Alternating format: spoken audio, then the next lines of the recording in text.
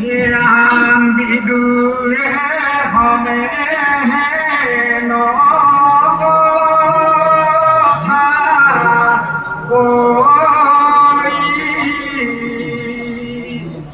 আনন্দে তীৰতা আসি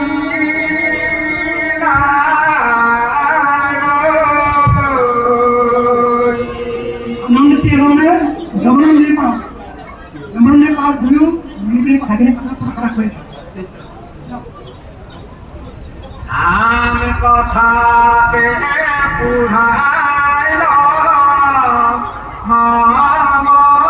মস্তে ৰাখি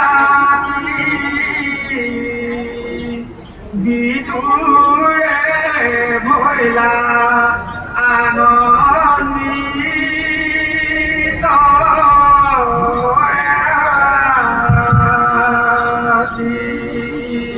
ভগৱন্ত কৃষ্ণৰ একান্ত ভক্তসকলে ভগৱন্ত কৃষ্ণৰ গুণগান কৰোঁতে যিটো আনন্দ পায়, এই আনন্দত কৈছে এই আনন্দটোতকৈ ডাঙৰ আনন্দ পৃথিৱীত নাই। ঐতান্তিক সুখ বুলি কৈছে। এই আনন্দ যিটো সুখ পায়, এই সুখটোক ঐতান্তিক সুখ বুলি কৈছে। ইয়াতকৈ ডাঙৰ সুখ জগতত নাই। গতিকে সেইকাৰণে তেওঁলোকে কথাখিনি পাততে বুলি ৰাতিপুৱাই গ'ল কি হয়, কান্দি থকা বিদুৰে এটি হাঁহি মাৰিছে আনন্দ। ভকতৰ লগত ভকতে কথা পাতিলে আনন্দ পাব লাগে। আনন্দ নাপালে ভগৱানৰ কৃষ্ণ ক্ৰিয়া নকৰে, নামে ক্ৰিয়া নকৰে। ৰাম কৃষ্ণৰ কীৰ্তি শুনা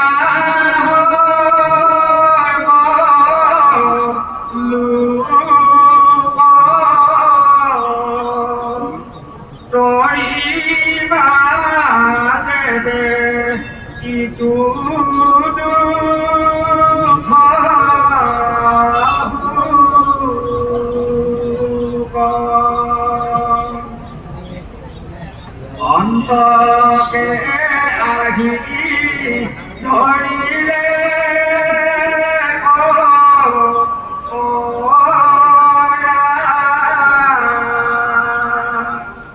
জানিয়া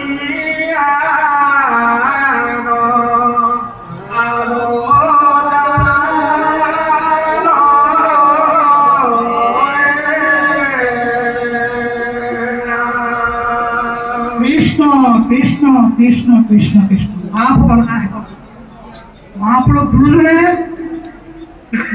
আঁতৰ কৰি ধানলৈ বিনয় কৰি আমাক ক'লে, হে ভকতসকল আহে সামাজিক লোক আহে লুকাই আমাক কৈছে তোমাৰ মস্তে সেইকাৰণে আল জালবিলাক বাদ দিয়া। আল জাল কাক কয়? 5টা বস্তুক আল জাল বুলি কয়। এনেই আলজাল বুলি আমি বুজি পাওঁ কিবা এটা, কিন্তু আলজাল কাক কয়? 5টা বস্তু আলজাল বুলি কয়। 1 নম্বৰ আলজাল হ'ল যি কথাত কৃষ্ণ কথা নাই, 1 নম্বৰ আলজাল। 2 নম্বৰ যি ভাৱত কৃষ্ণ ভাৱ নাই। 3 নম্বৰ যি সেৱাত কৃষ্ণ সেৱা নাই। 4 নম্বৰ যি চিন্তাত কৃষ্ণ চিন্তা নাই। 5 নম্বৰ যি কথাত কৃষ্ণ কথা নাই। এই সকলোৱে আলজাল। সেইকাৰণে এনেকুৱা আলজাল কথা ভকতৰ কাৰণে নহয়, ভকতে কেতিয়াও পাতিব নাপায়। আপোনাৰ ঘৰলৈ ভকত গ'লে সুবিধা অনুযায়ী আপুনি আপোনাৰ পৰিয়ালক মাতি আনিব। মই পাইছোঁ আজি আমাৰ ভাগ্য ভাল ভকত এজন পাইছোঁ, এই বুলি ভকতৰ হ'ব আপুনি সেই ভাবজন আজি ভাগ্য আপোনাক পাইছোঁ, অকণমান আপোনাক উপদেশ দিছোঁ দিয়কচোন। এইদৰে ক'ব কিন্তু দুখৰ বিষয়ে আমাৰ পৰিৱেশবিলাক তেনেকুৱা হোৱা নাই। যদি আমি বহুত ঘৰত আছোঁ, আপোনালোকৰ আছে কেতিয়াবা, কিন্তু সেই পৰিৱেশটো আজিলৈকে হোৱা নাই। বাপত বহুত ঘৰত 2-3দিনলৈকে আছে, কিন্তু ল'ৰাটো আগফালে অহা যোৱা কৰি থাকে, কিন্তু ক'ৰ মানুহ ক'ৰ কি কথা একো চিন্তা নকৰে। পিতৃ মাতৃও এইবিলাক চিন্তা নকৰে। সেইকাৰণে এই পৰিৱেশটো পিতৃ মাতৃসকলে দিব লাগিব, তেতিয়াহে ভকতৰ পাব। যি কি নহওক, সেইকাৰণে এই আলজালবিলাক বাদ দিবলৈ কৈছে। এই আলজালবিলাক বাদ দি পিনি ভগৱন্ত কৃষ্ণৰ চৰণত একমাত্ৰ তুমি ৰতি প্ৰীতি সদায় কৰা, তেতিয়া ভগৱন্ত কৃষ্ণই আপোনাক সদায় ৰক্ষা কৰিব। তেতিয়াহে আপোনাৰ যাবৰ সময়ত তেওঁৰ নামটো আহিব। সেইকাৰণে মহাপ্ৰভু মাধৱদেৱে কৈছে, এতিয়া সকলোৱে কৈছে, আপোনালোকে সকলোৱে ক'বচোন কৃষ্ণ বুলি উচ্চাৰণ কৰিব 3 বাৰ। সকলো উচ্চাৰণ কৰিব দেই, কৃষ্ণ। কৃষ্ণ সেইকাৰণে ক'লো হয় কৃষ্ণ তিনিবাৰ ধ্যান কৰে আহৰণটো হয় অ মাধৱে বুলন্ত মুখ কৃষ্ণ কৃষ্ণ কৃষ্ণ বুলি সদায় হোমৰে যিটো দন জলহন্তে যেন পদ্ম নৰ কৰ পৰা তাক কয় আপুনিও ধাৰো ৰংগ মনে কয় আপুনিও ধাৰো ৰংগ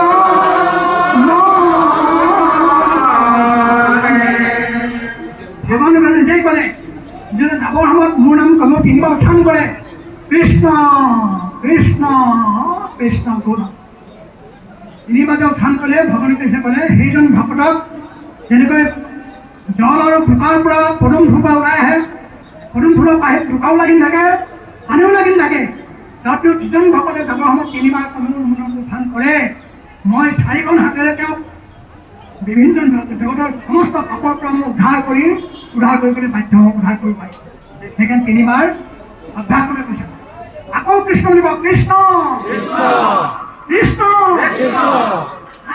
কৃষ্ণ কৃষ্ণ কৃষ্ণ কৃষ্ণ বুলি যিটো অন্তকালে নিজ প্ৰাণতে আইটোৰ হওঁতে মুকুতি টাংকটি আৰু আকৌ কিবা দিব বুলি আৰু দুই ফলে নজাহুয়া কৰি নিভলো বুলি দমায়া মাথা থাক ঋণী ভলো বুলি দমায়া মাথা ভগৱানে নিজেই ক'লে যাবৰ সময়ত যেনে কমেও তিনিবাৰ ধ্যান কৰে কৃষ্ণ কৃষ্ণ কৃষ্ণ ভগৱানে কৃষ্ণই কৈছে প্ৰথমটো কৃষ্ণ বুলি কোৱাৰ লগে লগে মই সমস্ত মুকুট তেওঁ দি দিলোঁ আৰু দুবাৰ কৃষ্ণৰ নামটো ওলালে মোৰ নামটো উত্থান কৰে মোৰ দিবলৈ একো নাই দিয়া তেওঁ ওচৰত সৰু সৰু বুলি লাজতে তেওঁ ওচৰত মোৰ নাম দিবলৈ বাধ্য হয় সেই নাম ওলাবলৈ সময়ত ওলাবলৈ যাবৰ সময়ত ওলাবলৈ অন্তকাম ওলাবলৈ অভ্যাস কৰিব লাগিব অভ্যাস কৰিব এইখনে অভ্যাসৰ স্থলী এইখনে অভ্যাস কৰা স্কুল এইখনে অভ্যাস কৰা বিশ্ববিদ্যালয় এইখনে অভ্যাস কৰা সৎসংগ এই সৎসংগতহে এইটো অভ্যাস কৰিব পাৰি সেইকাৰণে লাজ নকৰিব এলাহ নকৰিব কৃষ্ণ নাম আকৌ কওক কৃষ্ণ কৃষ্ণ কৃষ্ণ ভগৱন্তৰ কৃপা কৰিব বাপুৰ কৃপা এই অভ্যাস কৰি থাকোঁ কৃষ্ণ যাওক ৰাম কৃষ্ণ কিঙ্কৰে ও হে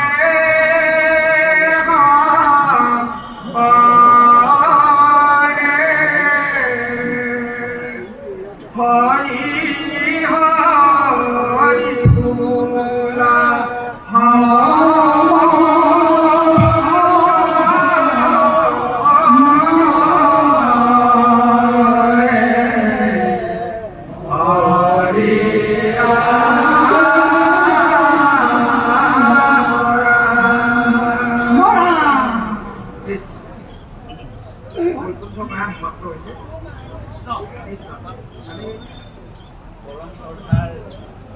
প্ৰাক্তন পদাধিকাৰী দুয়োজনৰ বাবুকে আমি সেৱা জনাইছোঁ এভাগে অকণমান জানিব বিচাৰিছোঁ বাৰু এই এজন ভকত বৈকুণ্ঠগামী হোৱা 7 দিনত আমি গুৰুজনাৰ বাংময় মূৰ্তিস্বৰূপ কীৰ্তন ভাগি পাঠ কৰিব পাৰি নে নোৱাৰি নে আগতহে পাঠ কৰিব পাৰি লাগে নেকি 7 দিন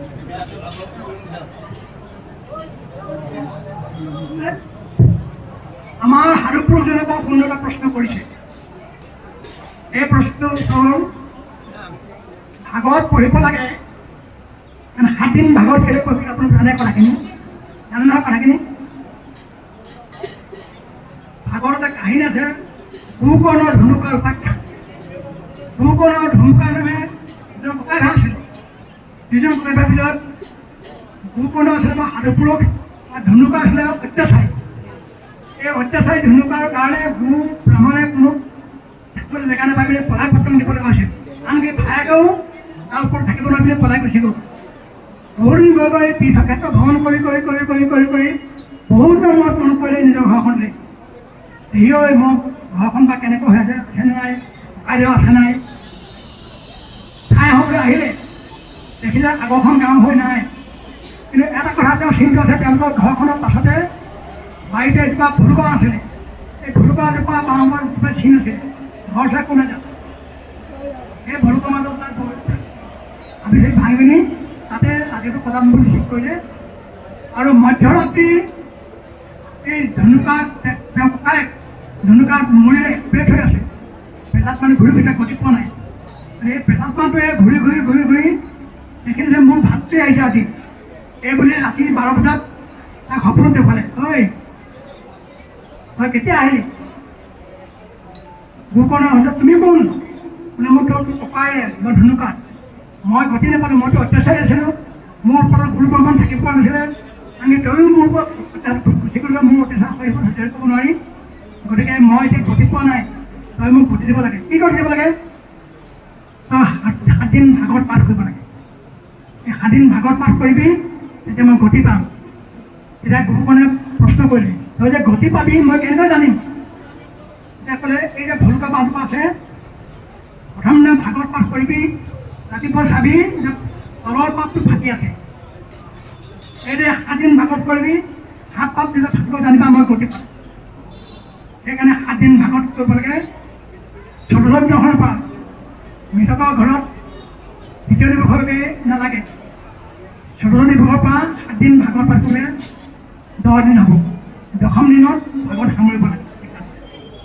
এই ভাগৱত সেইকাৰণে পঢ়িব লাগে। কিন্তু বাপৰ প্ৰশ্ন হ'ল কীৰ্তন কৰিলে হ'ব নহয় বাৰু। ভাগৱতৰ সাৰাংশ কিতাপ মহাপুৰুষ গুৰুজনে ভাগৱতৰ যিটো সাৰাংশ চামাৰি সাৰাংশটো আনি ভাগৱতৰ সাৰাংশটো এই ভাগৱত কীৰ্তনত দিছে। এই কীৰ্তনত বৈকুণ্ঠ পুৰাণ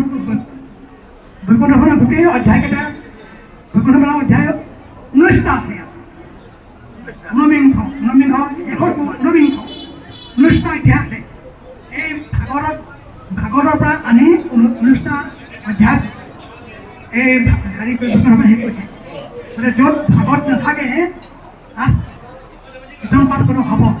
কিন্তু ডাঙৰ কথা হ'ল কিন্তু ভাগৱত কেনেকৈ শুনিব লাগিব, ভাগৱত কেনেকৈ পাঠ কৰিব লাগিব জানিব লাগিব, জানিব লাগিব।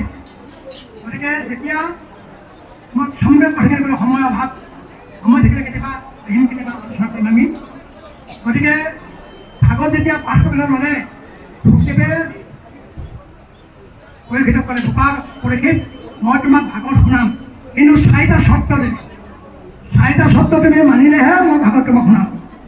কি 4টা চৰ্ত? 1 নম্বৰ, তোমাক গুৰু দিয়া লোৱা নাই, তুমি মোক গুৰু ভজিব লাগিব। 1 নম্বৰ। কাৰণ বিদ্যা লাভ কৰিলে কুসং বিদ্যা, গুৰু নভজিলে বিদ্যা লাভ কৰিব নোৱাৰি। তুমি প্ৰথম 1 নম্বৰ চৰ্ত গুৰু ভজিব লাগিব।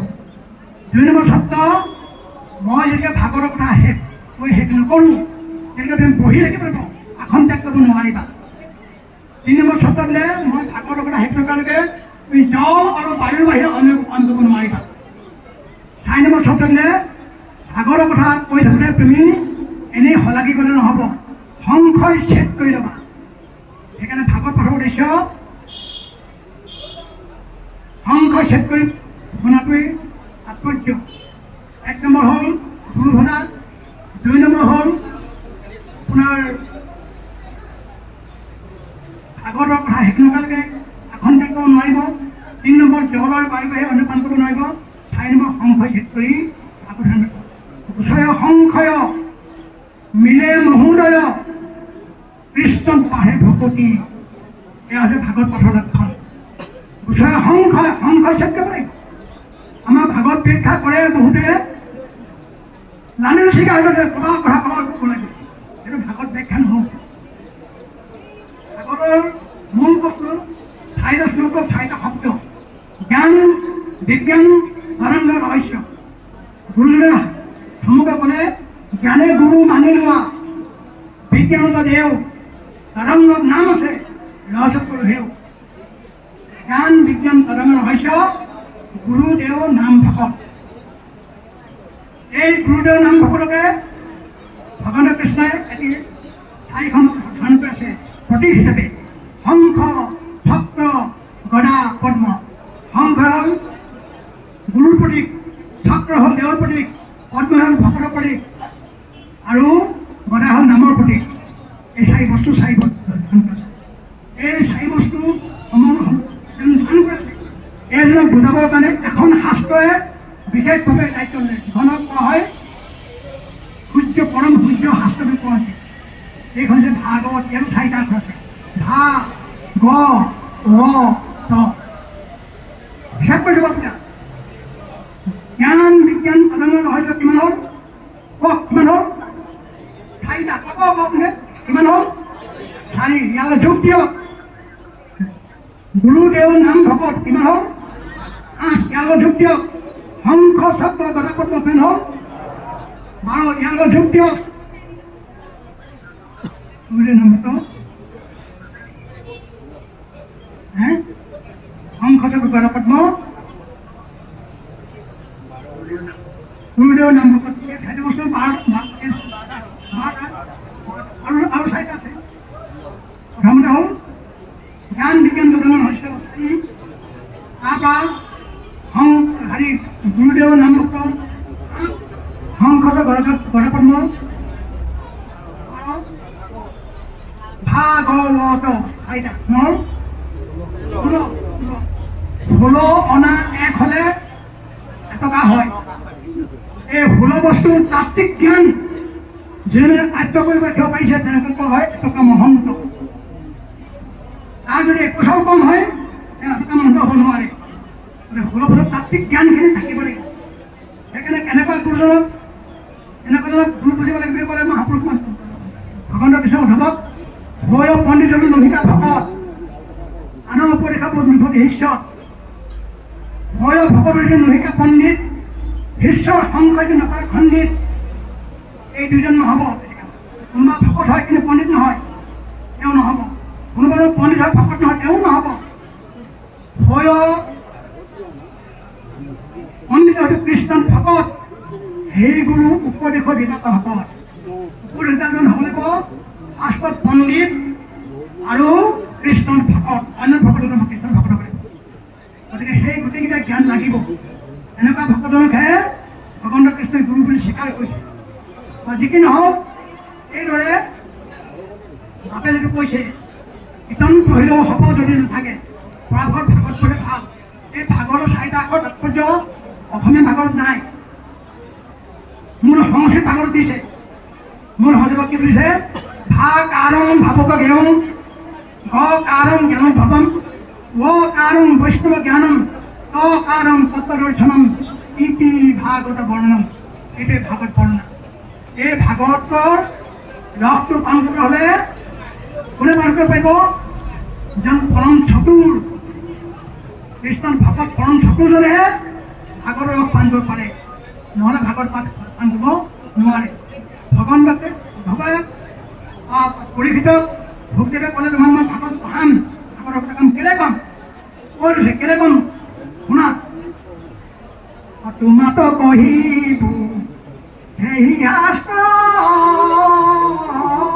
তুমি আকৌ শুনিবাৰ পাত্ৰ, মহাপুৰুষৰ সেৱক তুমি সম্প্ৰতি। ইটো শাস্ত্ৰ শ্ৰদ্ধা মাত্ৰ কত, গোবিন্দৰ পাদ পংকজত, অতি শীঘ্ৰে জানা হুৱে তাৰ হতি মতি। তোমাক মই ভাগৱতৰ কথা কম, কেলে কম? তুমি মহাপুৰুষৰ সেৱক। মহাপুৰুষ কোন? ভগৱান কৃষ্ণ মহাপুৰুষ বুলি কোৱা হয়। গতিকে মহাপুৰুষৰ সেৱক ভগৱান কৃষ্ণৰ সেৱক তুমি এনেকৈ হ'বলৈ পাৰা। তোমাৰ বংশত যিবিলাক লোক আছিলে, উপবংশ গোটেইখিনি কৃষ্ণৰ ভকত আছিলে। সেইসকল সাধুপুৰুষৰ বৈষ্ণৱী ৰক্ত তোমাৰ হৃদয়ৰ পৰা আছে। তোমাক মই ভাগৱত ক'ব পাৰিম। সেই বাপসকল আজি যিসকলে পঢ়ি আছে, শুনিছে, আপোনালোকে নিজে চিন্তা কৰক। বহুতে ভাগৱত 2খন পাঠ চলে, ভাগৱত পাঠ 2খন চলি থাকে। এখন ভাগৱতৰ জেগাত এখন ভিতৰত, বা এখন ভাগৱতৰ জেগাত এখন বাহিৰত। ভাগৱত 2খন চলি থাকে বাপ। মন কৰিছিলে আপোনালোকে? এই যে বাহিৰতে চলে, ভিতৰতে চলে, কেলে চলে? আপোনালোকে যিসকলে ভাগৱত শুনিছে, আপোনালোকে চিন্তা কৰি চাওক। মই ভাবোচোন নিশ্চয় আপোনাৰ বংশত কোনোবা নহয় কোনোবাজন সাধুপুৰুষৰ জন্ম হৈছিল। তাৰ কাৰণে সেই অকল সাধুপুৰুষৰ বৈষ্ণৱীৰত্ব আপোনালোকৰ সেয়াই পৰা আপোনালোকৰ সেইকাৰণে ভাগত শুনিছে। যিসকলৰ বংশত আজিলৈকে কোনো বৈষ্ণৱ সন্তান জন্ম হোৱা নাছিল, যিসকলৰ বংশত কোনো সাধুপুৰুষৰ জন্ম নাছিল, সেইসকল ল'ৰা ছোৱালীয়ে গানো ভাগত শুনিব নোৱাৰে নোৱাৰে নোৱাৰে নোৱাৰে। সেইকাৰণে ভাগত সকলো শুনিব নোৱাৰে। বাপ অংশপদত কিন্তু ভগৱান কৃষ্ণ মহাপুৰুষে কৈছে, পাপী হবে নামনুখ মৰে, পাপে চিত্তে উৎসৱ কৰে, আনে সমৰণতে শুনি মৰে, পাপকে মুখত উৎপত্তি ধৰে। পাপীসকলে আমি নাম শুনিব নোৱাৰে। সেইকাৰণে পৰীক্ষিত কৰা তোমাক শুনাম, তুমি যিটো ঘৰত জন্মগ্ৰহণ কৰিলা, সমস্ত বৈষ্ণৱ ভক্তৰে আছে পৰিৱেশৰ এই বৈষ্ণৱীৰত্ব তোমাৰ সেইকাৰণে তোমাক কৃষ্ণ কৃষ্ণ হে ৰামকে আহি ধৰিলে